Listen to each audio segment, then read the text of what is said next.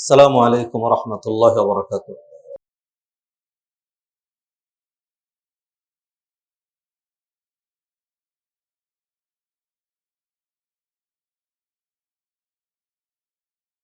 আলহামদুলিল্লাহ।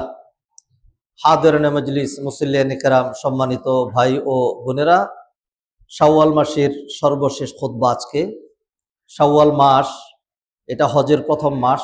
এরপরের মাসটি জিলকদ, তারপরের মাস হলো জিলহজ। হজের মাস তিনটা: শাওয়াল, জিলকদ, জিলহজ। মূল হজ জিলহজ মাসে হয়, আর এর আগের যেই হজের পূর্ণতার জন্য প্রারম্ভিকা সেগুলো রমাদানে শুরু হলে সেটা অ্যাকসেপ্টেড হবে না, সেটা শাওয়াল হতে হবে। সর্ব বেশি তাড়াতাড়ি যদি হয় তাহলে সেটা শাওয়ালে, আর জিলকদ জিলহজে তো সুযোগ রয়েছেই। হজ এটা দিন ইসলামের পঞ্চস্তম্ভের অন্যতম গুরুত্বপূর্ণ একটি পিলার অথবা গুরুত্বপূর্ণ একটি আবাদত, ব্যতিক্রম ধর্মী একটি আবাদত, সকল দিক থেকে ব্যতিক্রম। আমাদের দেশ থেকে, সারা বিশ্ব থেকেই প্রতি বছর 25-30 লক্ষ মানুষ হজ করে। আনফরচুনেটলি এর অধিকাংশ মানুষ হজ কি, হজের স্পিরিট কি, হজের হাকিকত, হজের ইতিহাস, ঐতিহ্য, হজের শিক্ষা দীক্ষা ইত্যাদি জানার, বুঝার, হজের বিধি বিধান, হুকুম আহকাম, তফ সাইর, ভুল ভ্রান্তি ইত্যাকার এই বিষয়গুলো মানুষ জানে না। কিয়ামতের এটি একটি আলামত যে জাহালাত বেড়ে যাবে আর জ্ঞান কমে যাবে। আজীব রকম জাহালাত, মানে এত কঠিন পর্যায়ের জাহালাত এখন। আল্লাহ মাফ করেন, আল্লাহ সুবহানাহু ওয়া তাআলা। শুধু ধর্মীয় বিষয়ে যে আমরা জাহেল সেটা এটা নয়, বৈষয়িক বিষয়েও প্রচন্ড জাহালাত, প্রচন্ড মূর্খতা, প্রচন্ড অজ্ঞতা। একটা জাতির জন্য একটা বিশাল বড় বুঝা অজ্ঞতা। অজ্ঞতার চাইতে বড় আর কোনো শত্রুতা নাই। ফার্সিতে পড়ছিলাম যে বলে যে হারকে নাগুফতা বাসাত আইব হুনারাস নাহুফতা বাসাত। মনে হয় বুঝেন নেই, ফার্সি বুঝার কথা না। হারকে নাগুফতা বাসাত, যতক্ষণ পর্যন্ত একটা মানুষ চুপচাপ থাকে, একটা ভাব আইএম, যখনই কথা বলে তখন বোঝা যায় গাদা দা গ্রেট। কথা বললেই, মুখ খুললেই বোঝা যায় গাদা দা গ্রেট।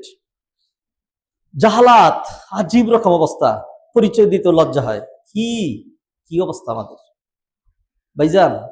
দিনও শিখলেন না, দুনিয়াও শিখলেন না, কিছুই শিখবেন না, নিজের মুসলিম পরিচয় দিতে চান, লজ্জা হয় না?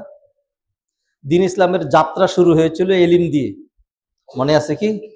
আল্লাহ সুবহানাহু ওয়া তাআলা নবীজিকে যখন সর্বপ্রথম জিবরাইল পাঠাইয়া ওহির মাধ্যমে অ্যাড্রেস করলেন, আল্লাহ সুবহানাহু ওয়া তাআলা কি নবীজিরে বলছিলেন, হে নবী, নামাজ পড়া শুরু করেন, হে মোহাম্মদ আপনি নর নারীদেরকে আলাদা করেন, হ্যাঁ, তরবারি হাতে নেন, জিহাদ করেন, মূর্তিগুলো ভাঙ্গেন, হ্যাঁ, মদ হারাম, জিনা করা যাবে না, ঘুষ চলবে না, এগুলি কি বলছিলেন আল্লাহ সুবহানাহু ওয়া তাআলা? বলেন নাই। রোজা রাখা শুরু করেন, যাকাত দেন, হজ করা লাগবে, এগুলি বলছিলেন? আল্লাহ রাস্তা এগুলি বলেন নাই।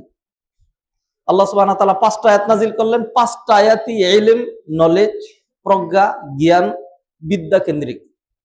জ্ঞান ছাড়া আপনি উঠবেন কেমনে? এই আধুনিক যুগে তো এখন আর ওই কি হয় না, ওই মারামারি যুদ্ধ হয় না। ফলে যদি এরকম হইতো যে সরাসরি মারামারির যুদ্ধ হইতো, তাহলে তো আমরা সংখ্যায় অনেক ছিলাম, মারামারি করে জিতে যেতাম গিয়া। কিন্তু সেই উপায় তো নাই। জ্ঞান কেন্দ্রিক সবকিছু। আজকে মুসলমানরা মার খাচ্ছে কেন? সায়েন্স টেকনোলজিতে পিছিয়ে থাকার কারণে। সব আমার হাতে, তেল আমার হাতে, সম্পদ আমার হাতে, সবকিছু আমাদের হাতে, কিন্তু কোরআনের কথা বলছি, কোরআনের বাস্তব প্রয়োগ করছি না। কারণ আল্লাহ সুবহানাহু ওয়া তাআলা কোরআনে বলছেন, আইদ্দু লাহুম মাসতাতাতুম মিন কুওয়া, তোমরা তোমাদের শত্রুদের মোকাবেলা করার জন্য শক্তি সঞ্চয় করো। নবীজি এই যে কুওয়া অথবা শক্তির ব্যাখ্যা নবীজি হাদিসে করে দিয়েছেন। আল কুওয়াতু আর রামি, কুওয়াত হইল ক্ষেপণাস্ত্র, হ্যাঁ, গুলি বলেন ক্ষেপণাস্ত্র, মিসাইল বলেন ক্ষেপণাস্ত্র। তো এইটা লাগবে, তা আমরা এটাতে পিছিয়ে, তাহলে কেমনে আগাবেন? ফিরে আসি আবার। নলেজ ছাড়া দুনিয়াতেও নেতৃত্ব কর্তৃত্বের কোনো উপায় নেই। নলেজ ছাড়া ইবাদত কবুল হওয়ারও কোনো ব্যাপার, সুযোগ নেই। নলেজ ছাড়া আপনার তাওহীদ, ঈমান যে সেটাও টিকবে না। আবার বলি, শক্ত কথা তো, এটা এমন না যে মুখ দিয়ে আসছে বলে ফেলছি না। রিপিট করছি। অনেক কথা এরকম মুখ দিয়ে আসে, বলে ফেলি ভুল হয়ে যায়, আল্লাহর কাছে ক্ষমা চাই, কিন্তু এটা বুঝে শুনে বলছি। আপনি আপনার তাওহীদ, আপনার ঈমান, আকীদা এটাও টিকবে না নলেজ ছাড়া। আল্লাহ সুবহানাহু ওয়া তাআলা তাই তো কোরআনে বললেন, ফাআলাম আন্নাহু লা ইলাহা ইল্লাল্লাহ। আগে এটা জেনে নাও যে আল্লাহ ছাড়া কোনো ইলাহা নাই। এটা তুমি ভালো করে তোমার মনের ভিতরে ঢুকাও, এটা হলো তোমার নলেজ। ওয়াস্তাগফির লিযামবিক, তারপরে গিয়ে আল্লাহর কাছে ক্ষমা চাও। তারপরে গিয়ে তাহলে আগে হলো ইলম, তারপরে হলো আমল। আগে হলো ইলম, তারপরে হলো আমল। সম্মানিত ভাই বোনেরা, আমাদের এটা তো একটা কমন বেদি, বিশেষ করে বাংলাদেশিদের জন্য। আমরা কিছু করতে চাই কিন্তু কিছু শিখতে চাই না। আমরা ইবাদত করতে চাই, ইবাদত শিখতে চাই না। চাকরি করতে চাই কিন্তু ওই চাকরির কোয়ালিটি অর্জন করতে চাই না। বিদেশে যেতে চাই, কাজ শিখতে চাই না। ফলে কি করতে হবে? কি কাজ করবেন?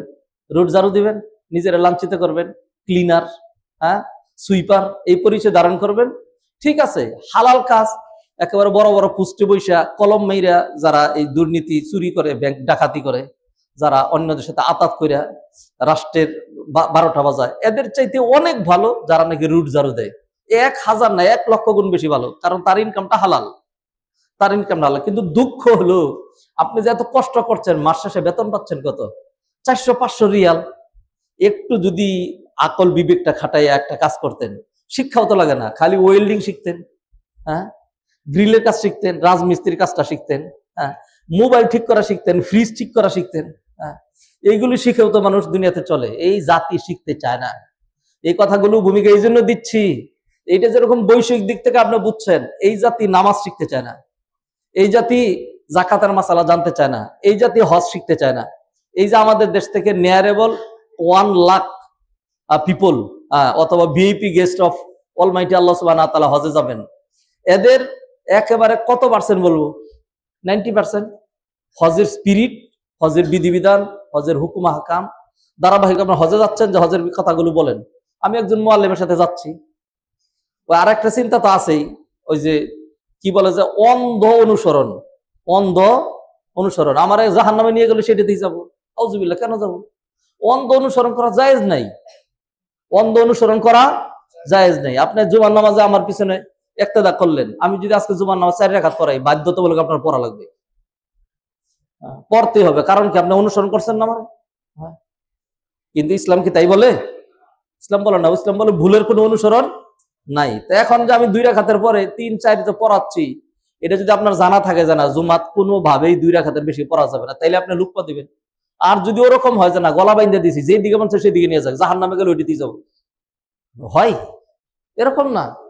তাহলে আপনি হজে যাচ্ছেন 8-10 লক্ষ টাকা খরচ করে, একটু হজটা শিখলেন না, একটা ট্রেনিং দিলেন না, একটু হজটা বুঝলেন না, হজটা জানার চেষ্টা করলেন না।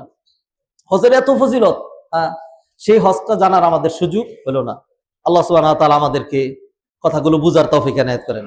হাদিরিনে মজলিস, আবারও বলছি, মূর্খতা আপনাকে পিছিয়ে দিবে, দুনিয়াতে পিছিয়ে দিবে, অথবা লাঞ্ছিত হবেন। জাতি আপনাকে থুক দিবে, জাতি আপনাকে ধিক্কার জানাবে।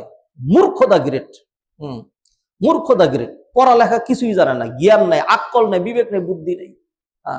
আপনাকে বৈষয়িক নলেজও থাকতে হবে, আপনাকে ধর্মীয় নলেজও থাকতে হবে। যারা হজে যাচ্ছেন, হজের নলেজ নিয়ে তারপরে যাবেন। আমি রিকোয়েস্ট করছি, আপনার আত্মীয় যে হজে যাচ্ছে, আমার এই যে হজের যে আলোচনাগুলো, এগুলোর ক্লিপটা আপনি তাকে দিয়ে দিবেন।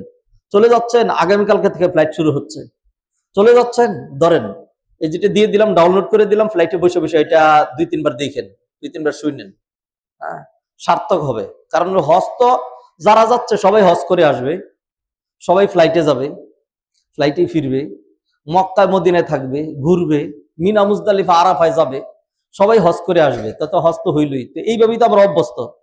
এর আগে আমি বহুবার বলছি যে আমরা ইবাদত করি যেটা, সেটা স্ট্রাকচারাল। সলাৎ, সেই যে সলাৎ কিরকম, ওযু করে আসছি, মসজিদে দাঁড়াইছি, আল্লাহু আকবার, রুকু করলাম, সিজদা করলাম, আসসালামু আলাইকুম, সালাত শেষ, চলে আসলাম। সলাতের যে শিক্ষা, সলাতের যে কিছু আবেদন, সলাতের যেই মানে একটা পরিবেশ, অথবা সলাৎ যে সমাজটাকে ঠিক করবে, ব্যক্তিকে ঠিক করবে, সলাতের একটা বহির্প্রকাশ, এগুলোর কোনো কিছু আমাদের হয় না কেন? কারণ ইবাদতকে আমরা করি স্ট্রাকচারাল, স্পিরিচুয়াল, আধ্যাত্মিক ভাবে মনের পরিবর্তন হয়। যেই ইবাদত আমার হার্ট টাচ করবে, ওইভাবে আমরা করি না। তো এবাদতের স্পিরিট আমরা জানি না। তা হজ তো অনেক এরকম করে আসবে যে কোথায় গেছিলেন, মদিনায় গেছি, জেদ্দা ঘুরতে গেছিলাম, তায়েফে গেছিলাম, বদর দিকে আসছি, অমুক পাহাড়ে উঠছিলাম, এটা দেখছি, জাবালে নূরে উঠছি, কি সুন্দর, এইরকম সেরকম অনেক ঘুরছি, 5 স্টার হোটেলে ছিলাম, হাইফাই। পরে আমার যে মুআল্লিম নিয়ে গেছিল, একদিন দিলাম একটা ধমক, মানে আমার চিনস, হ্যাঁ, এক চাবাইয়া খাইয়া ফেলাম, হ্যাঁ, এরকম করে মোবাইল কাঁদতে কাঁদতে শুরু করছে। আপনি বিশাল ইয়া দেখাইবেন, আমার গ্রুপের যত ছিল সবাই আমার সেলুট দিত, আমার সবাই হিসাব করতো, জানে তো আছে না পাত্তি। হ্যাঁ, আপনি কি হজ করে আসলেন? আপনি তো এইটাই মনে করছেন হজ। দিস ইজ নট হজ। বেড়াগিরি দেখানোর জন্য, নিজের জাহির করার জন্য। অনেক টাকা আছে, শিল্পপতি, পুঁজিপতি, সরকারি অফিসার, সেনা অফিসার, পুলিশ অফিসার, হ্যাঁ, ডাক্তার, হাইফে, এই সমস্ত জন্য হজে গেছিলেন আপনি। তাহলে আপনার হজে যাইতে কইছে কি? হজে যাওয়ার দরকার নেই আপনার, হজে যাইেন না। হ্যাঁ, খামাখা টাকাও খরচ করতেছেন, কষ্টও করতেছেন, দেশে কামাই করেন, ওই টাকা থাকুক, আমাদেরকে দিয়েন, কিছু কাজে লাগবে।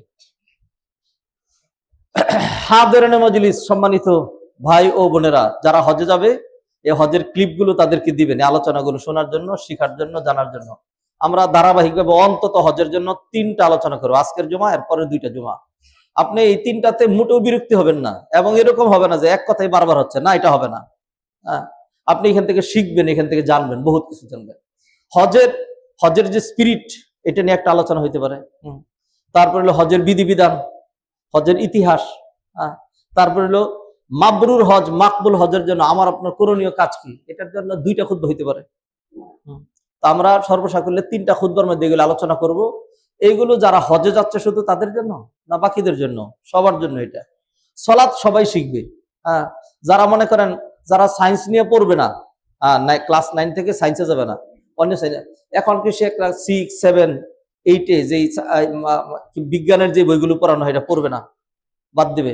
যারা মৌলবী হবে না, যারা আলেম হবে না, সে দিন ধর্মের, ইসলাম ধর্মের ভিত্তি 5টা, কালিমা শাহাদাত, আশহাদু আল্লা ইলাহা ইল্লাল্লাহ, এইগুলো শিখবে না সে। ফজরের নামাজ 4 রাকাত, এটাও শিখবে না, যেহেতু সে আলেম হবে না। মৌলিক কিছু বিষয় আপনি জানবেন না। আপনি হজের কিছু বিধিবিধান 2-4টা আলোচনা শুনলেন, মানে আপনি বিশাল পণ্ডিত হয়ে গেলেন গিয়া, তাও তো না। এটা সবার লাগবে, সবার জানতে হবে। জানাটা ইবাদত। আমরা তো মনে করি নামাজ পড়া ইবাদত, নামাজ পড়া তো ইবাদত ঠিকই আছে, কিন্তু ওই ইবাদতের চাইতে জানা যেটা, নামাজ কেমনে হয়, নামাজের ফরজ কয়টা, রুকুটার সিস্টেম কি, সেজদার লক্ষ্য উদ্দেশ্য কি, এইগুলি যদি জানেন, এটা তো ওই যে 2 রাকাত নামাজ পড়বেন যে তার চাইতে বেশি উত্তম, কারণ আপনি তো নফল পড়বেন। আর এটা হলো ফরজ। তলাবুল ইলমি নফলুন আলা কুল্লি মুসলিম, তলাবুল ইলমি সুন্নাতুন আলা কুল্লি মুসলিম, ঠিক না? তলাবুল ইলমি ফারিদাতুন, তলাবুল ইলমি ফারিদাতুন, ফারিদাতুন মানে ফরজ। ইলম শিখা জানা, এটা হলো ফরজ। আর ফরজ নামাজ ফরজ, ফরজ রোজা ফরজ, সারা বছর এখন যে রোজা রাখবেন নফল। 5 ওয়াক্ত সালাতের পরে যে সালাতগুলো পড়বো, ইভেন তাহাজ্জুদ, ইশরাক সহ, এগুলো নফল, এগুলো নফল। তো নফল কোনোদিনই ফরজের সমান হয় না। হাদিরিন মজলিস, আসুন, মনের ভিতরে যেন একটা জানার জন্য একটা আকুতি, একটা মিনতি, একটা আবেদন, একটা আগ্রহ, একটা ইচ্ছা, একটা স্পিয়া যেন হয়। জানতে হবে, শিখতে হবে। কেন আল্লাহ সুযোগ দিলেন, তারপরে শিখবেন না কেন? কেন জানবেন না? আমরা তো এরকমই করি, সুযোগ নাই, সুযোগ ছিল না, পড়ালেখা করলেন না কেন? পড়ালেখা করলে তো পারতেন। খালি আছেন 2 নাম্বারই নিয়ে, না খালি 2 নাম্বারই চিন্তায়, এখন নিজেরা লাঞ্ছিত করেন। ইন্না লিল্লাহি ওয়া ইন্না ইলাইহি রাজিউন। হাদিরিন মজলিস, সম্মানিত ভাই ও বোনেরা, হজ জানতে হবে। এটা ফর এভরিওয়ান। জুমার খুতবা যেটা হবে, যে যারা হজে যাচ্ছে তাদেরকে আলাদা করে ট্রেনিং দিয়ে শুধু তাদেরকে শেখাতে। আপনি কি করবেন? আপনি কি হজের সবকিছু জানেন না? আপনি জীবনে কোনোদিন হজ করবেন, সেই জন্য এখন শিখেন। আমি হজ করে ফেলছি, তাহলে আপনি এখন আবার শিখা, এটা আপনার ইবাদত। জুমার খুতবা ইবাদত। জুমার খুতবা কিসের জন্য? খুতবা মানুষকে জানানোর জন্য, শিখানোর জন্য। যদিও আপনি যাতে না শিখতে পারেন, সেই কৌশল তো প্রথম আমরাই করছি, আপনি তো করেন নাই। আপনি যাতে শিখতে না পারেন, সেই জন্য আপনার আমি ফ্রান্স ভাষায় খুতবা দিব, যাতে আপনি না বুঝেন। সেই জন্য আপনার আমি আরবি ভাষায় খুতবা দিব, যাতে আপনি না বুঝেন। তাহলে আসবেন আর যাবেন, খুব স্ট্রাকচারাল হবে। আর যদি শিখে ফেলেন, জাইনে ফেলেন, তাহলে সমস্যা আছে। আল্লাহ আমাদেরকে মাফ করেন। আসুন হজ নিয়ে কথা বলি। নাম্বার 1, হজ সকল দিক থেকে ব্যতিক্রম ইবাদত, ব্যতিক্রম ধর্মী। মনে রাখেন, ব্যতিক্রম ধর্মী। কেমনে ব্যতিক্রম ধর্মী? সালাত আপনি এই মসজিদে পড়লেন, আজকে একজন জুমা এখানে না পড়া প্রতি সময় এখানে পড়তেন, আজকে গ্রামে গিয়ে পড়তেছে, অথবা একজন কোনো কারণে 7 নম্বর সেক্টরে বাইতুল মোকাররম মসজিদে, বাংলাদেশে কোথাও যে কোনো জায়গায়, অথবা বিদেশে গেছে সেখানে পড়তেছে, জুমাটা হবে না? হবে। সালাত পৃথিবীর যে কোনো জায়গায় আদায় করা যায়, সিয়াম পৃথিবীর যে কোনো জায়গায় রাখা যায়, যাকাত পৃথিবীর যে কোনো জায়গা থেকে আদায় করা যায়, কিন্তু হজ করতে হলে আপনাকে মক্কাতেই যেতে হবে, আরাফাতেই যেতে হবে। আরাফায় যাওয়া ছাড়া, মক্কায় যাওয়া ছাড়া, কাবার তোয়াফ করা ছাড়া, সফা মারওয়ার সাই ছাড়া, আর আরাফায় অবস্থান করা ছাড়া কোনোভাবেই আপনার পক্ষে হজ করা সম্ভব নয়। সেইখানেই যেতে হবে, এট এ টাইম যেতে হবে। আপনার জন্য ফ্রি আলাদা রাখা হবে না যে আজকে বাঙালিদের শিডিউল, এটা না। সারা বিশ্বের সকল মানুষের একসাথে শিডিউল, একই সাথে সব করা লাগবে। হ্যাঁ, তাহলে জায়গার দিক থেকে ব্যতিক্রম, সময়ের দিক থেকে ব্যতিক্রম, কার্যক্রমের দিক থেকে ব্যতিক্রম, সব দিক থেকে ব্যতিক্রম। ধরেন যে আমরা মসজিদে আসছি, যে মসজিদে আসার বিধান কি? আল্লাহ সুবহানাহু ওয়া তাআলা বলেন, ইয়া বানি আদম, এ আদম সন্তান, খুদু জিনাতাকুম ইনদা কুল্লি মসজিদ। মসজিদে যাচ্ছ, ভালো পোশাক পরে, পরিষ্কার আতর গোলাপ লাগাইয়া, অজু গোসল করে, গায়ের দুর্গন্ধ দূর করে একটু সেজে গুজে মসজিদে যাবা, তুমি তো মাওলার সামনে দাঁড়াবা। হ্যাঁ, এটা হলো কোরআনের বিধান, খুদু জিনাতাকুম। আর হাজিরা হইলো আল্লাহর ভিআইপি গেস্ট, হাজিরা হইলো আল্লাহর ভিআইপি গেস্ট।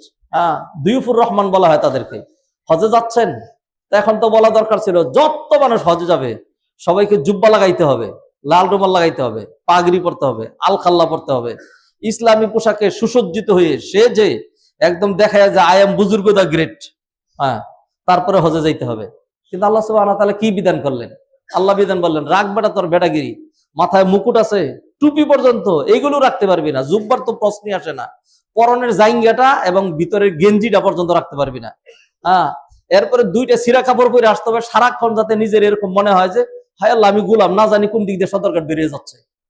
হ্যাঁ, সারাক্ষণ এরকম উস্কু খুস্কু চিন্তায় থাকতে হবে, কিরকম মনে করতে হবে নিজেরা, ও খুব ছোট আমি, একটা ভালো, এই দিক দিয়ে পেট বেরিয়ে যাচ্ছে, এই দিক দিয়ে পিঠ বেরিয়ে যাচ্ছে, হাতের দেখা যাচ্ছে, বগল দেখা যাচ্ছে, এই দিক দিয়ে, অন্য দিক দিয়ে সারাক্ষণ সিরা কাপড় তো পরে তো আমরা অভ্যস্ত না, এরকম করে থাকতে হবে। আল্লাহ কি শিখাচ্ছেন আপনাদের?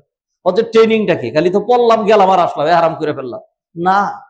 এইটার শিক্ষাটাই হইলো যে তোমার প্রথম যে পরিচয়টা, সে হলো you are absolutely slave and servant of almighty Allah. গোলাম, তোমার আবার কিসের হাইফাই? তাইলে হজের শিক্ষা হলো নিজের গোলাম সাব্যস্ত করা, গোলাম সাব্যস্ত করা। এটা পোশাক থেকে শিক্ষা নিতে হবে। এটা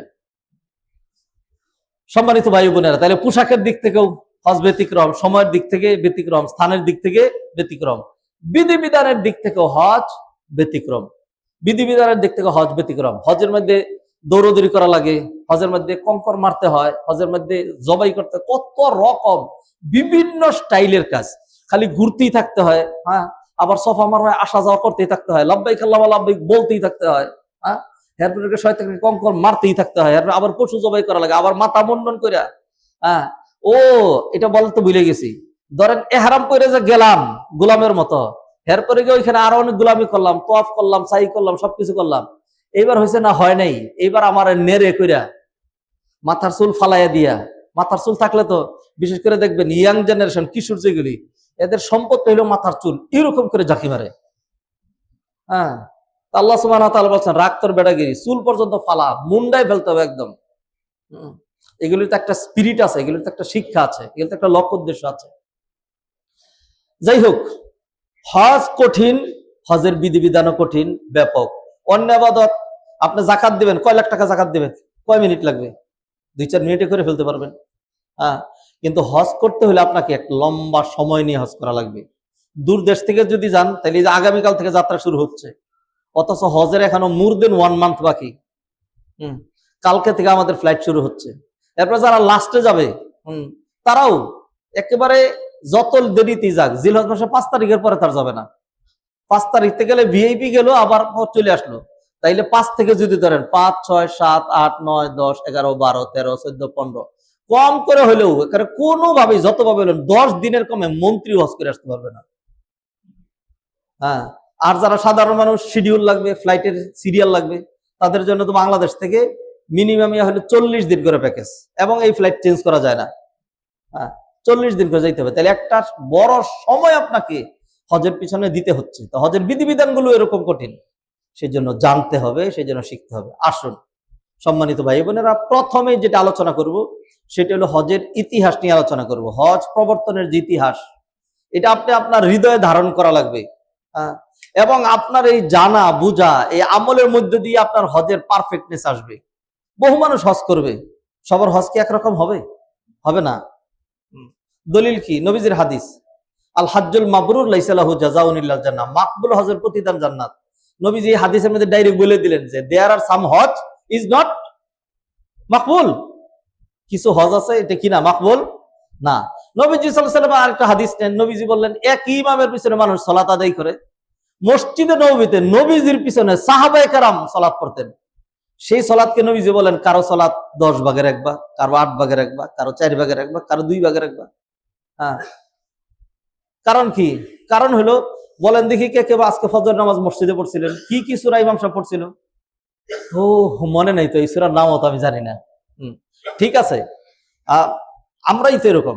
অনেক সময় এরকম হয় যে কিরে প্রথম রাকাতেরটা মনে আছে, দ্বিতীয় রাকাতেরটা মনে নাই কেন? তাহলে তো আমি দ্বিতীয় রাকাতেও ছিলাম মসজিদেই, but mentally I was total absent minded. হ্যাঁ, মনে নেই সেটা। তো সলাতও যারা এক ইমামের পিছনে পড়ে, কেউ রুকু কম করে না, কেউ সেজদা কম করে না, কেউ কম টাইম দাঁড়ায় থাকে না, এই জন্য না, পুরোটাই করে। কিন্তু তার সলাতের মধ্যে কমতি আসে কেন? তার খুশু, খুজু, তার বিনয়, তার মনের উপস্থিতি, তার ভক্তি, তার এখলাস ইত্যাকারের পার্থক্যের কারণে তার সলাতের মধ্যে আদা আদি 4 ভাগের 1 ভাগ, 1/4 অথবা 10 ভাগের 1 ভাগ এরকম হয়। হজের ক্ষেত্রে ঠিক ঠিক সেম। অনেকে যাবে খালি শুধু নাম হজ করে আসলে, জিরো, কিছুই না। বিশেষ করে যারা হারাম টাকা দিয়ে হজ করবে, একেবারে সে যত হজ করুক, হারাম টাকা দিয়ে হজ করে আসে, যেন জমজম টাওয়ারের একবারে সাইফাই, একবারে হারাম ভিউ রুমে ছিলাম, হারাম ভিউ। আর গল্প কি এক একজনের সাথে যায়, মা ফ্রেন্ড, জমজম টাওয়ারটা আছে না, এটার যে একটা ওই যে পুলমান একটা হতে আছে, পুলমান নাম আছে সেই রকম, পুলমান। পুলমানের এটা অথবা এরকম যে আমার রুমটা ছিল হারাম ভিউ, ওইখান থেকে আমি এখানে বসে ওই বিকালে যে চা কফি খেতাম না, সেই রকম দৃশ্য মানুষ তো করছে, সব দেখা যায়। হারাম ভিউ রুম গুলো পয়সাও বেশি। আপনি হারাম ভিউ রুম দিয়া এরকম করে আসবেন, একেবারে জিরো, কিছুই পাবেন না, কারণ হারাম টাকা দিয়ে আপনি হজ করছেন। তা হারাম টাকা দিয়ে হজ করে এরকম মানুষের সংখ্যা মোটেও কম না, অনেক। আমি আমি আমি এটা বলে দিলাম কেন, বহু জায়গায় আলোচনা করলেই আমি এই প্রসঙ্গটা নিয়ে আসি, এরপরে দেখা যায় 2-4 জন এসে আলাদা শাইখ একটু আলাদা একটু কথা আছে, একটু ইয়ে আছে, আবার এইটা তাকে সমাধান দিই যে এমনি এমনি করেন, তা হালাল দিয়ে যেতে হবে, কিন্তু বাকিরা তো আসে না। আর যারা আমাদের আলোচনা শুনে, আলোচনা শুনতে যারা আসে, এরা হইলো একদম বাছাই করা মানুষগুলো। আর যেগুলো হারামখোর, সেগুলো আলোচনার দ্বারও দাঁড়া না, তারা ডাইরেক্ট ফ্লাইটে গিয়ে উঠবে এবং তার ফার্স্ট ক্লাসে সিট বরাদ্দ থাকবে, সেইভাবে যাবে, কারণ হারামখোরের বাচ্চা তো সে। ইন্না লিল্লাহি ওয়া ইন্না ইলাইহি রাজিউন। ভাইজান, এই বিষয়গুলো জানতে হবে যে আপনি খালি হজ করলেই লাভ মেরে রেখে কইবেন যে এরপর নামাজ পড়তে হাজী সাহেব, হাজী সাহেব, কোনো কাজ হবে না। সম্মানিত ভাই ও বোনেরা, এই জন্য হজের স্পিরিট আপনার ভিতরে যেই পরিমাণ ঢুকবে, সে অনুযায়ী আপনার হজের ওয়েট হবে। কারো হজের ওয়েট হবে 20 টন, কারোটা 10 টন, কারো 5 টন, কারোটা 1 টন, কারোটা 0 টন, কারোটা 1 গ্রামও না, এরকম হবে। আসুন আমরা হজ জানি। এটা এটা কোত্থেকে আপনি বুঝবেন? হজের ইতিহাস যদি পড়েন, হজের প্রবর্তনের বিষয়গুলো যদি দেখেন, তাইলে আপনি দেখবেন যে আল্লাহ, হজ মানিটাই হলো ত্যাগ, তিতিক্ষা, কুরবানি এবং নিজেকে বিলীন করে দেওয়ার নাম। নিজেকে জাহির করার, নিজেকে বড় সাব্যস্ত করার, অহংকার দেখানোর, সম্পদের গরম ও পাওয়ারের গরম, এইগুলির নাম হজ না।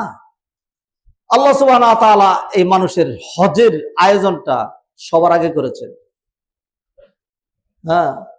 কোরআনে আল্লাহ বলছেন, ইন্না আউওয়ালা বাইতিন উদিআ লিন-নাসি লাল্লাযী বিবাক্কাতা মুবারাকান ওয়া হুদাল লিল আলামিন ফীহি আয়াতুম বাইয়িনাত মাকামু ইব্রাহিম ওয়া মান দাখালাহু কানা আমিনা ওয়ালিল্লাহি আলান নাসি হিজ্জুল বাইতি মান ইসতাতাআ ইলাইহি সাবিলা ওয়া মান কাফারা ফা ইন্নাল্লাহা গানিয়্যুন আনিল আলামিন। আল্লাহ বলছেন, পৃথিবীর মানচিত্রে সর্বপ্রথম মানুষের কল্যাণ সাধনের জন্য যেই গৃহ নির্মাণ করা হয়েছে, সেটা হলো মক্কায় অবস্থিত কাবাঘর। সেখানে অসংখ্য নিদর্শন রয়েছে, তার মধ্যে একটা হলো মাকাম ইব্রাহিম। যারা ওইখানে প্রবেশ করবে সে নিরাপদ হয়ে যাবে। আর যাকে সঙ্গতি দেওয়া হলো, যার শক্তি সামর্থ্য আছে, তার উপর হজ করা ফরজ। এরপরে যে করবে না সে যেন জেনে রাখে যে আল্লাহ তাদের ইবাদতের মুখাপেক্ষী নন। এই হইলে যে আয়াতগুলো তেলাওয়াত করলাম তার অর্থ। আল্লাহ সুবহানাহু ওয়া তাআলা হজের আয়োজন সবার আগে করেছেন। কখন করেছেন?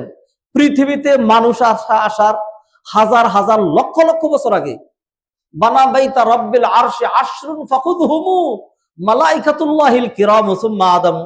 সর্বপ্রথম আল্লাহর ঘর নির্মাণ করেছেন ফেরেশতারা। পৃথিবীতে মানুষ আসেনি তখনও।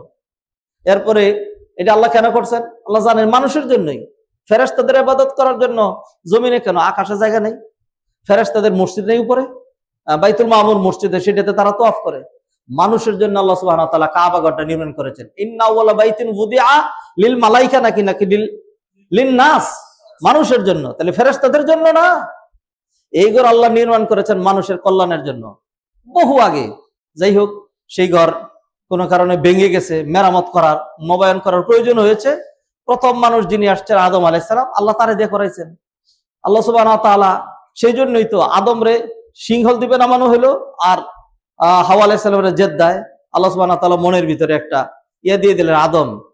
আদম যদি জাপানের দিকে হাঁটতে থাকতো, আর যদি হাওয়া যদি সেই আফ্রিকার দিকে হাঁটতে থাকতো না, আল্লাহ সুবহানাহু ওয়া তাআলা কি করলেন? ওদের মনের ভিতরে দিয়ে দিলেন। আদম তো নবী ছিলেন, নহি দিয়ে দিলেন, এদিকে যাইতে থাকেন।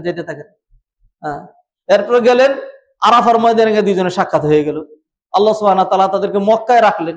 সেখানে আদম রে দিয়ে আল্লাহ সুবহানাহু ওয়া তাআলা কাবা ঘরকে আবার নির্মাণ করালেন। এই কাবা ঘর শত শত বছর টিকে থাকলো। এরপরে এই ঘর আবার ভেঙে গেছে। এগুলো প্রয়োজন হয়। উত্তরার ফার্স্ট জেনারেশনের বিল্ডিং যেগুলি আছে সেগুলি 98% শেষ, সেকেন্ড জেনারেশন বিল্ডিং হয়ে গেছে। হ্যাঁ, বাকি অল্প এখন একটা 1.5 তলা 2 তলা 2.5 তলা 3 তলা অল্প কিছু বিল্ডিং আছে। 10 বছর দেখবেন একটাও নাই। হ্যাঁ, তো আদম আলাইহিস সালামের নির্মাণ করা এটা ভেঙে গেছে। তারপরে তার ছেলে শীস আলাইহিস সালাতুস সালাম সেটাকে আবার নির্মাণ করছেন। এরপরে শীস আলাইহিস সালামের জন্ম আদমের যখন বয়স 600 বছর, তখন আদমের বয়স যখন 600 বছর, তখন শীস আলাইহিস সালাম জন্মগ্রহণ করেছেন। যেদিন জন্মগ্রহণ করছেন তারপরের দিন বানান নাই। শীস আলাইহিস সালাম তার জীবদ্দশায় কখনো, সেটা হইতে পারে আদম আলাইহিস সালামের মৃত্যুর আগে অথবা তার মৃত্যুর পরে শীস আলাইহিস সালাম বানাইলেন। তো এই ঘর অনেক দিন টিকে ছিল নূহ আলাইহিস সালামের জমানা পর্যন্ত। নূহ আলাইহিস সালামের জমানায় যখন মহাপ্লাবন হলো, আর অন্য ইতিহাস বলবো না, যখন মহাপ্লাবন হলো, এমন প্লাবন হলো পুরো পৃথিবী, অথবা যেইটুকু আল্লাহ চেয়েছেন পুরো পৃথিবী নাও হইতে পারে, জাপানে না হইতে পারে, আমেরিকা না হইতে পারে, বাংলাদেশে নাও হইতে পারে, কারণ তখন মানুষের দিকে ছিলই না। আল্লাহর পক্ষে সম্ভব। একখানে বন্যা হয়, আরেকখানে বন্যা হয় না। বাংলাদেশে বন্যা হয়, সৌদি আরবে হয় না, আরব কান্ট্রিতে বন্যা হচ্ছে, আমাদের এখানে হয় না। আল্লাহ পারেন। ভূমিকম্প এখানে হয়, পৃথিবী গোলাকার একটার সাথে লাগানো, কিন্তু একখানে ভূমিকম্প আর একখানে হয় না। আল্লাহ সুবহানাহু ওয়া তাআলা পারেন। তো যাই হোক, মক্কা অঞ্চল, সিরিয়া অঞ্চল, আশেপাশে যত জায়গায় মানুষ ছিল, পুরোটা মহাপ্লাবন হলো। এরপরে আল্লাহ সুবহানাহু ওয়া তাআলা যখন কাফেরদেরকে মেরে ফেললেন, এবার জমিনরে বললেন, পানি এমন জোরে টান দিবি, হ্যাঁ, একেবারে সকল পানি আকাশ থেকে যা পড়ছে আর জমিন থেকে যা বেরিয়েছে সব কোথায় যাবে? উল্টা আকাশে বেঁধে যাবে, জমিনের ভিতরে ঢুকবে। জমিন যখন টান দিছে আর পানির যখন স্রোত, এই পানির স্রোতের সাথে কাবা ঘরের দেয়াল টেল ভেঙে কোথায় যে গেছে, আর বালুর আস্তরের নিচে কাবা ঘর কোথায় যে ঢাকা পড়ছে, এটা আল্লাহ মাহবুদ ছাড়া কেউ জানে না। কারণ নূহ আলাইহিস সালামের কিস্তি মক্কা, জেদ্দা, ইয়ামান, তায়েফ এই ধারে কাছে তো যায় না। এটা জুদি পাহাড়, এটা কোথায়? জুদি পাহাড়ের মধ্যে, এটা শাম এলাকায়, মিশর, তার্কিশ, ওইদিকে জুদি পাহাড়, হ্যাঁ, সেই দিকে থামছে এটা। তো নূহ আলাইহিস সালাম জানেন না, অল্প কিছু মানুষ ছিল, সেখান থেকে বেরিয়ে তারা ওইদিকে জীবনযাপন শুরু করেছেন। মক্কার দিকে কেউ আসেনি নাই। নূহ আলাইহিস সালামের 2-3 পুরুষ পরে জন্মগ্রহণ করলেন, নবী ইব্রাহিম আলাইহিস সালাতুস সালাম। আল্লাহ সুবহানাহু ওয়া তাআলা প্ল্যানে তো ওইটা, ওই যে কাবা ঘর হজ করা লাগবে, বাংলাদেশ থেকে হাজিরে যাবে, সেই জন্য আল্লাহ সুবহানাহু ওয়া তাআলা ইব্রাহিম আলাইহিস সালাম ইরাকে জন্মগ্রহণ করলেন। ভৌগোলিক অবস্থান আপনারা খেয়াল করেন, ইরাক কোথায়? হ্যাঁ, সেইখান থেকে আল্লাহ সুবহানাহু ওয়া তাআলা ইব্রাহিম আলাইহিস সালাম বললেন, না, হিজরত করা লাগবে, যতই রাস্তার যত ঝামেলা হোক সব উপেক্ষা করে আপনাকে বাবেল ত্যাগ করে হিজরত করে শামে যেতে হবে। ইব্রাহিম আলাইহিস সালাম যাবেন, জানেন মাঝখানে জালেম বাদশা আছে, আমার স্ত্রীর কি অবস্থা হবে, তারা তো ধরে নিয়ে যাবে। এরপর আল্লাহর নির্দেশ, যেতেই হবে। রওনা দিচ্ছেন ঠিকই, যখন সারারা এসে আটকাইলো, আটকাবে এর আগেই ইব্রাহিম আলাইহিস সালাম বলে দিলেন, যদি জানে তুমি বিবাহিত তাহলে আমার মেরে ফেলবে। তো আমার তো একটা লক্ষ্যে যাইতে হবে, সেই জন্য আমরা একটা কৌশল অবলম্বন করি, মিথ্যা নয়, কৌশল। সেটা হলো ইমানদাররা পরস্পর সম্পর্ক হলো ভাই বোন, ইন্নামাল মুমিনুনা ইখওয়া, তুমি বলবো আমার ভাই, এটা শিখাই দিলেন। যাই হোক, সারারে ধরে নিয়ে গেল। সারা সেই রকম রূপবতী ছিলেন। হ্যাঁ, নেওয়ার পরে তো বাদশার লোকজন খুব খুশি যে এত সুন্দরী আর পাই নেই। তো আল্লাহ সুবহানাহু ওয়া তাআলা ইব্রাহিম আলাইহিস সালামের সামনে সব কাশফ করে দিলেন, খুলে দিলেন, দেখতে পেলেন সারা কোথায় যাচ্ছে, যাতে ইব্রাহিম আলাইহিস সালামের মনের ভিতরে পরবর্তীতে কোনো খুঁতখুঁতি না থাকে। আল্লাহ সুবহানাহু ওয়া তাআলা এটা ইব্রাহিম আলাইহিস সালামের জন্য মুজিজা স্বরূপ এটা করেছেন। এবং মুজিজা হলো এটাই, মুজিজা কাকে বলে, যেটা আপনার যুক্তিতে দুয়ে দুয়ে 4 রুটি এরকম মিল পড়বে না। হ্যাঁ, শিক্ষক ছাত্র জিজ্ঞাসা করে দুয়ে দুয়ে কত রে? 4 রুটি। রুটি হইলে কম না, রুটি কইলে কেন? হুজুর ক্ষুধায় খালি পেটে কইতেছে রুটি খাই রুটি খাই, এই জন্য রুটি এসে গেছে। হ্যাঁ, এরকম না। সায়েন্সে যেরকম ইটা বালু এটা মিলাইয়া এরকম করে বিল্ডিং হয়, তারপরে হলো প্লাস্টিক আর ওইটার সাথে মিলাইলে এরকম হয়, এইগুলি না। মুজিজা হলো আলাদা, কুনুতেই খারিকুল লিল আদা, আপনার ব্রেনে ধরবেন, এটা মুজিজা। লাঠি ছেড়ে দিলাম, বিশাল বড় সাপ হয়ে সব খেয়ে ফেললো, তাহলে পেটটা এত বড় হওয়ার কথা ছিল, বড় হলো না। মুসা আলাইহিস সালাম লাঠি ধরলেন, আগের মতোই হয়ে গেল, এটার নাম মুজিজা। যাই হোক, সারাকে নিয়ে গেল। এটা হজের ইতিহাস বলতেছে, আপনি মনে করেন অন্য গল্প করতেছেন। কত লম্বা ইতিহাসকে টেনে নিয়ে আসছি কেন? আপনাকে হজটা শিখানোর জন্য। ইব্রাহিম আলাইহিস সালাতু সালাম তাকায় থাকলেন, সারাকে নিয়ে গেল, একটা রুমে আটকানো হলো তাকে। এইবার বাদশাহ তো খুব খুশিতে আসছে, তার লোকজনকে রিপোর্ট দিছে এরকম এরকম একজন সেই রকম নিয়ে আসছে আজকে। হ্যাঁ, বাদশাহ যখন দ্বারের কাছে আসে, সারা তো ওইখানে গিয়েই আগে নামাজে দাঁড়াইছে, নামাজ দ্বারা আল্লাহর কাছে দোয়া করতেছে, আল্লাহ তুমি হেফাজত করো। হ্যাঁ, আল্লাহ সুবহানাহু ওয়া তাআলা তো নবীর স্ত্রী না, আল্লাহ সুবহানাহু ওয়া তাআলা হেফাজত করবেন। আল্লাহ মাঝে মধ্যে তো এরকম দেখান। মাত্র যখন আগে আসে, তখন হাত পা এরকম আড়ষ্ট হইয়া একদম শেষমেশ মানে হিতাহিত জ্ঞান হারা হইয়া একবারে বেহুশ হয়ে বাদশা এরকম মনে পড়ে যায়, মনে হয় যেন জিনে থাপ্পড় মারছে তারে। হ্যাঁ, আবার যখন এরকম পড়ে যায়, সারা আবার এবার আল্লাহ কাছে উল্টা দোয়া করে, আল্লাহ মাইরো না, তাইলে এই লোকগুলি বলবে আমি তারা মেরে ফেলছি। আল্লাহ মাইরো না, আল্লাহ বাঁচায় রাখো। এরপরে আবার উঠে সেরা ও এবার হুশ ফিরে আসছে। এবার দ্বিতীয়বার, সেকেন্ড টাইম, হ্যাঁ, আবারও একই অবস্থা হয়। এরকম 3-3 বার হওয়ার পরে বাদশাহ কয়, কিরে তোরা এদিকে কারে আনছত? তোরা তো কোনো মানুষ আনছত না, আনছত জিন একটা ধইরা। হ্যাঁ, তাড়াতাড়ি এটারে সরা। আর এটা যেহেতু জিন, এটার যেই পাওয়ার, আমি তার দিকে হাত বাড়াইলে আমার বেহুশ করে ফেলাই দিছে। এটা তো দূরত্বে গিয়েও যদি আমার মেরে ফেলে, তখন কি অবস্থা হবে? একটা কার খুব খুশি করে দে তারে, যাতে সে আমার প্রতি আর নাখোশ না থাকে। পরে কি খুশি করবো? যে খুব বুদ্ধিমতী দামি দেখা একজন সেবিকা তাকে দিয়ে দেওয়া হয়। ওই সেবিকার নাম হলো হাজার। ওই সেবিকার নাম হাজার। হাজারা কই বাংলা আমরা, ইসমাইলের মা, ইসমাইল আলাইহিস সালামের মা। হ্যাঁ, ইব্রাহিম আলাইহিস সালামের সেকেন্ড স্ত্রী। হ্যাঁ, যাই হোক, একে নিয়ে যাওয়া হলো, গিয়ে তারা ইয়াতে থাকেন, শামে থাকেন, বাইতুল মুকাদ্দাস এলাকায় দীর্ঘদিন পর্যন্ত।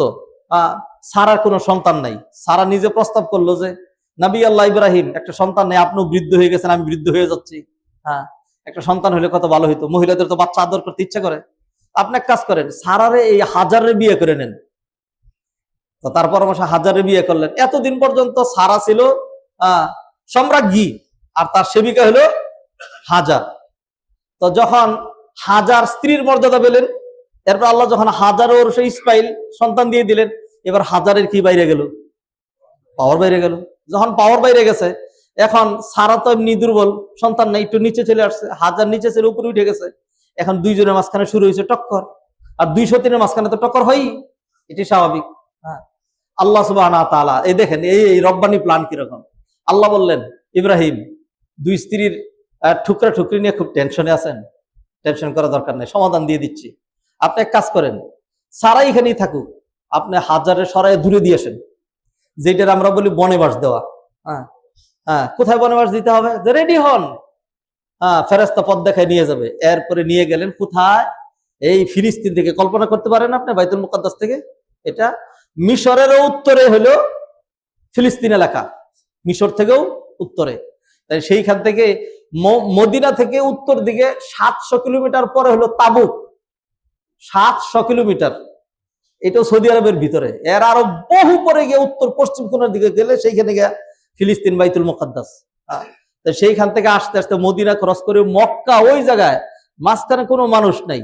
মানুষ ওই সাইড দিয়ে, সাগরের কিনার দিয়ে পথ আছে, এটাতে ইয়ামান আর সিরিয়ায় যাতায়াত করে মানুষ। সিরিয়ার দিকে মানুষ আছে আর ইয়ামানের ওইখানে মানুষ আছে, মাঝখানে কোনো মানুষ জনমানব নাই। তো আস্তে আস্তে কোথায় চলে আসলেন? এই মক্কার সফা মারওয়া কাবা ঘর এই এলাকাটায় আসলেন। যখন ঠিক যেখানে জমজম কুয়া এই জায়গাটায় যখন আসলেন, তখন জিবরাইল বললেন, খলিলুল্লাহ হয়েছে, যান, আপনার মিশন শেষ, এবার আপনার রিটার্ন চলে যেতে হবে বাইতুল মুকাদ্দাস এলাকায়, ফিলিস্তিনে চলে যেতে হবে। ইব্রাহিম আলাইহিস সালাম চলে যাচ্ছেন। কি খাবার নিয়ে আসছিলেন এতদিন পর্যন্ত? বিশাল বড় লোক ছিলেন, অনেক খাবার না? 2-3 উট ভর্তি খানা নিয়ে আসছিলেন না? না, অল্প কিছু খাবার ছিল, কয়েকটা খেজুর দিলেন, একটু পানি দিলেন। হ্যাঁ, এরপর ইব্রাহিম আলাইহিস সালাম যখন এখানে রাইখা যে হাজার তুমি তোমার বাচ্চাকে নিয়ে এখানে থাকো, আপনি কই যান? আমি বাইতুল মুকাদ্দাস চলে যাচ্ছি। হ্যাঁ, আল্লাহ কেমনে এখানে রেখে যাচ্ছেন? খাবো কি?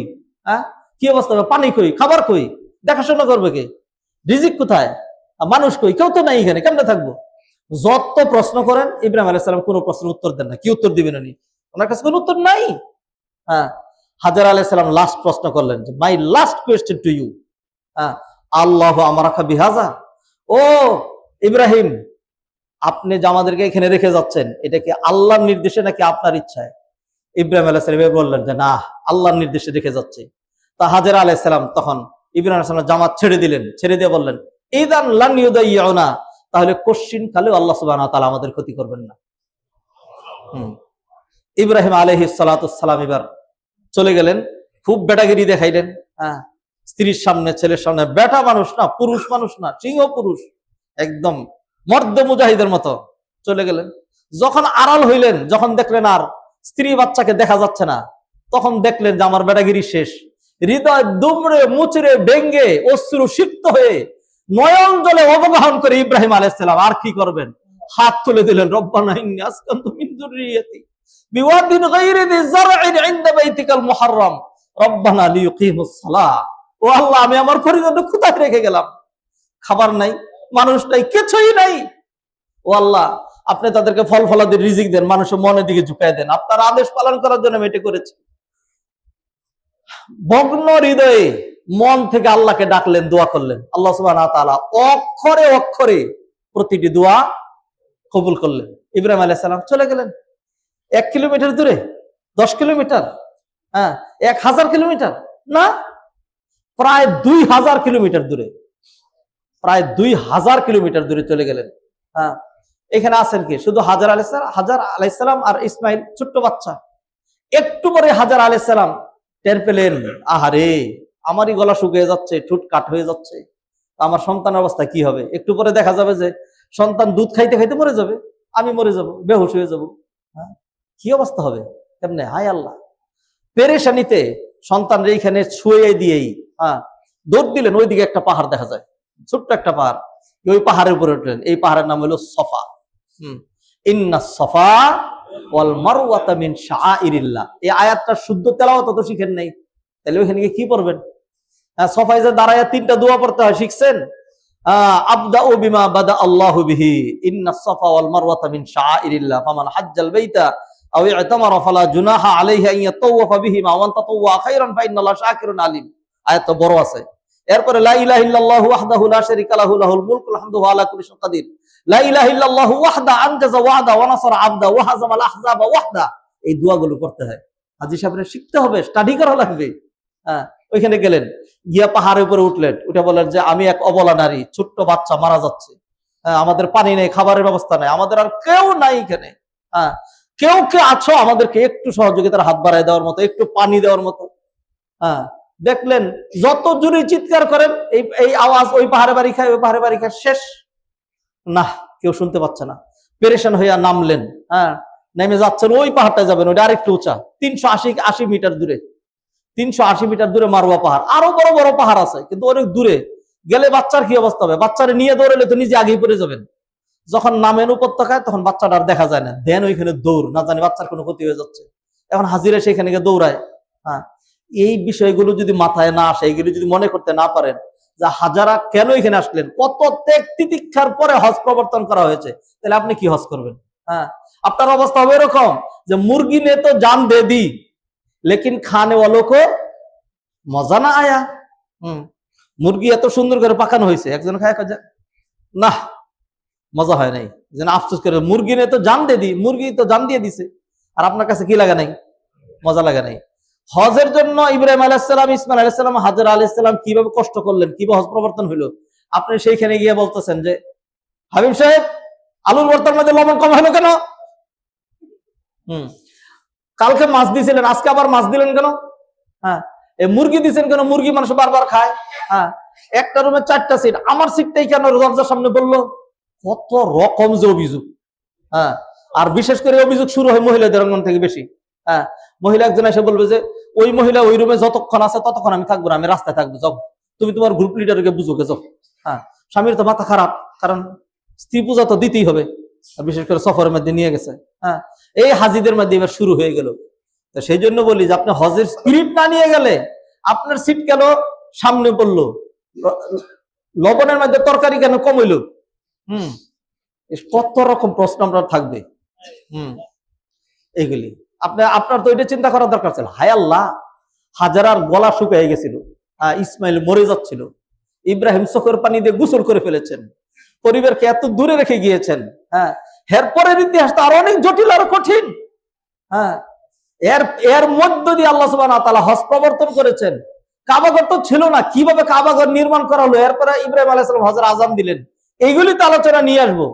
এগুলো আপনি যত ভালো করে জানবেন, যত হৃদয়ের ভিতরে স্থান করে দিবেন, ততই আপনার হজ মিনিংফুল এবং ওয়েটফুল হবে।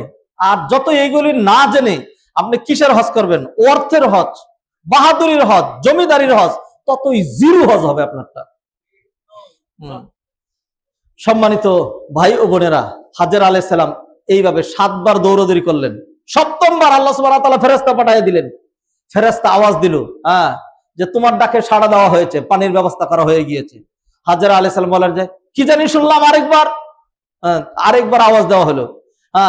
হাজরা আলাইহিস সালাম তাকায় দেখেন ছেলে যেখানে বসা, এখানে বক বক করে পানি বের হচ্ছে। এইখানে জমজম কুয়ার মুখটা বালুর আস্তরণে ঢাকা পড়া ছিল, মানে আল্লাহ ঢেকে রেখেছিলেন, আর নাহলে বালু বুঝি পানি ঢেকে রাখতে পারে। জিবরাইল আলাইহিস সালাম তার ডানা দিয়া বাড়ি দিয়া সব বালু সরাইয়া মুখ বের করে দিয়েছে।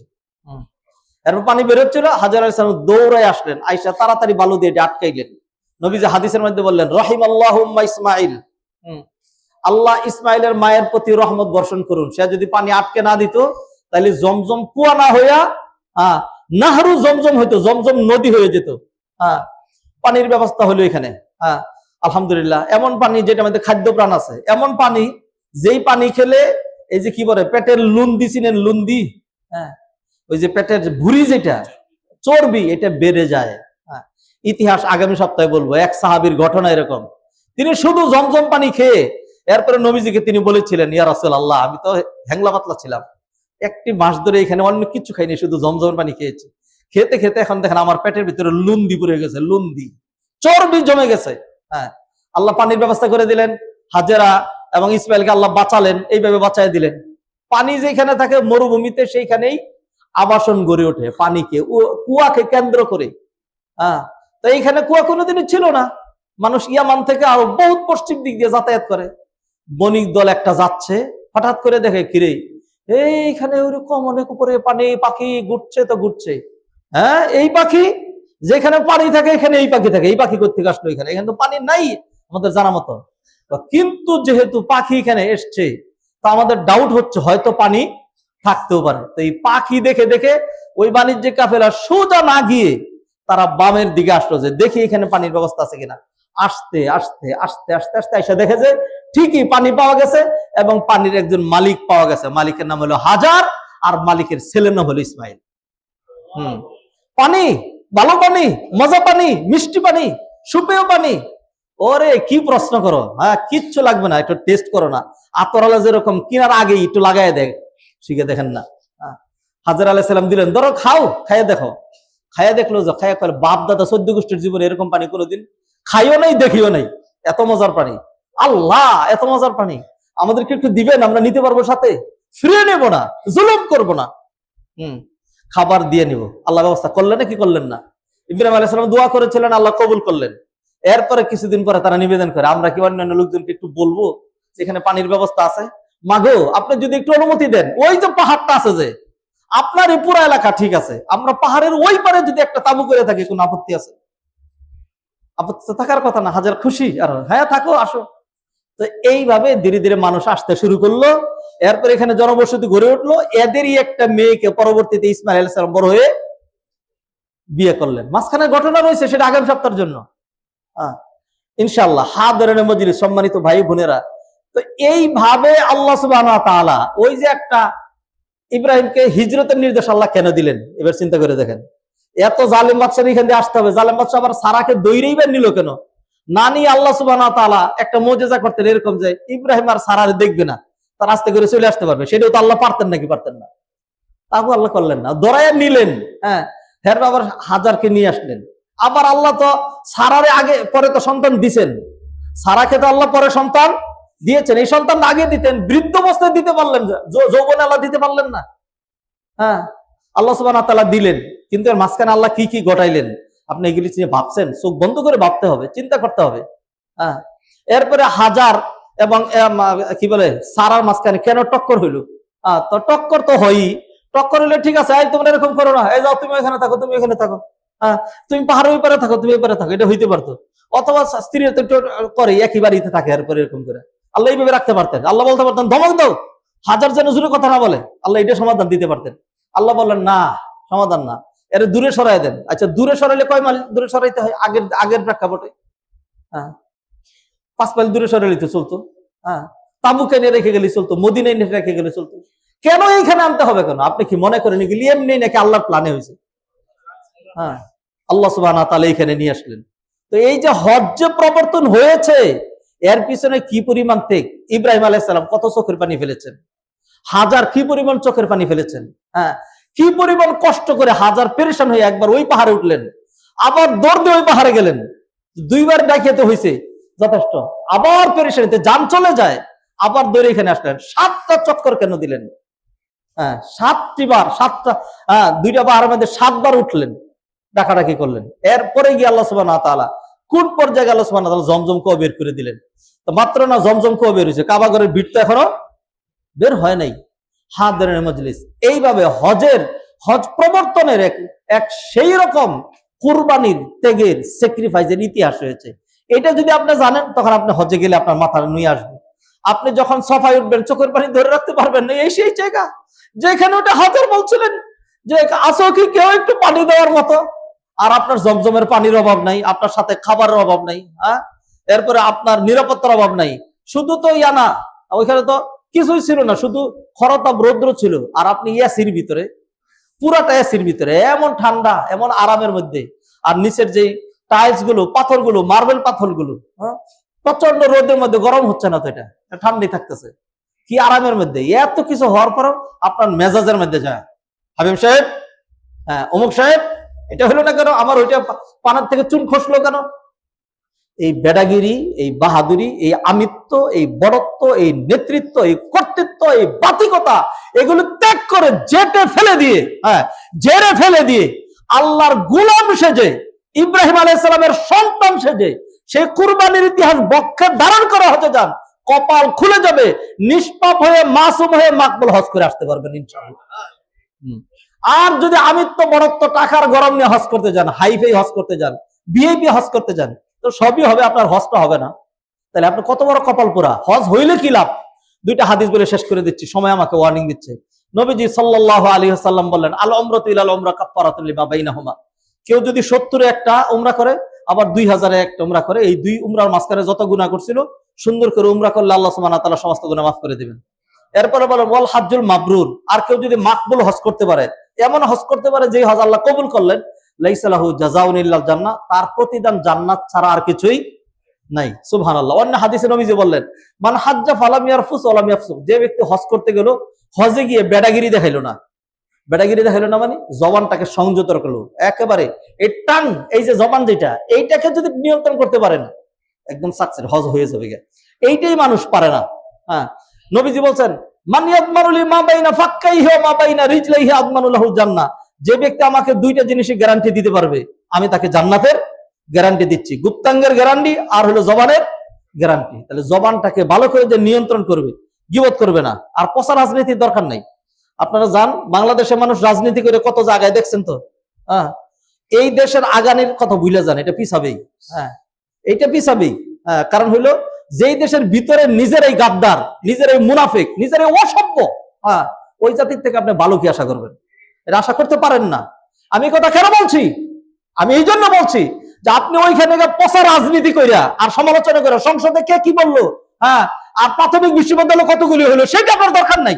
হ্যাঁ, আপনারা 2-4 দিন রাজনীতি না করলে আমাদের দেশ যত রোগ পিছাক পিছাক, আপনি মাকবুল হজ করে আসেন, সেইখানে গিয়ে জবান একদম, হ্যাঁ, বিএনপি কি করলো, জামাত কি করলো, এনসিপি কি করলো, আওয়ামী লীগ কি করলো, অমুক কি করলো, সব রাখেন, এগুলো আপনার দরকার নাই।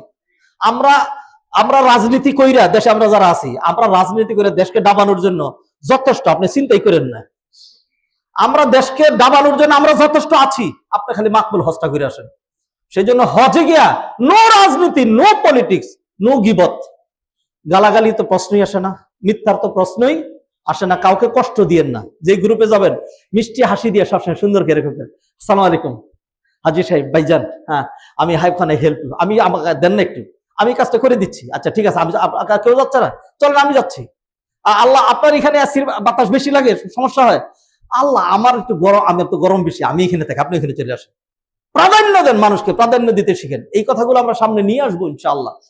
হাদিরিনে মাজলিস, সময় হচ্ছে, আমাকে শেষ করতে হবে, সেই জন্য যে কথাগুলো বলছি, আল্লাহর নাম নিয়ে হজ করতে যান। যে ব্যক্তি হজ করতে গিয়ে নিজের জবান, গুপ্তাঙ্গ, অঙ্গ প্রত্যঙ্গ এগুলোকে হেফাজত করবে, পাপাচার থেকে মুক্ত থাকবে, সে যেইভাবে হজ করে আসবে তার উদাহরণ হলো মান হাজ্জা ফালাম ইয়ারফুস ওয়ালাম ইয়াফসুক রাজাআ কায়াউমিন আও কায়াউমা ওয়ালাদাতহু উম্মুহু। তার উদাহরণ হবে নবভূমিষ্ঠ ওই নিউবর্ন চাইল্ডের মতো, যার জীবনে জিরো গুনাহ নাই। সুবহানাল্লাহ। তাইলে এমন একটা হজ আমার আপনার যেন কাম্য হয়, এমন একটা হজের জন্য আমার আপনার কিছু ত্যাগ, কিছু তিতিক্ষা, কিছু কষ্ট, কিছু স্যাক্রিফাইস, কিছু প্রাধান্য দেওয়া, কিছু শিখা, কিছু জানা, জবান একটু তালা দিয়ে রাখা, সেটা লাগবে, সেটা লাগবে। আসুন, যারা হজে যাচ্ছে তাকে সাধুবাদ জানান, তাকে গাইডলাইন দেন।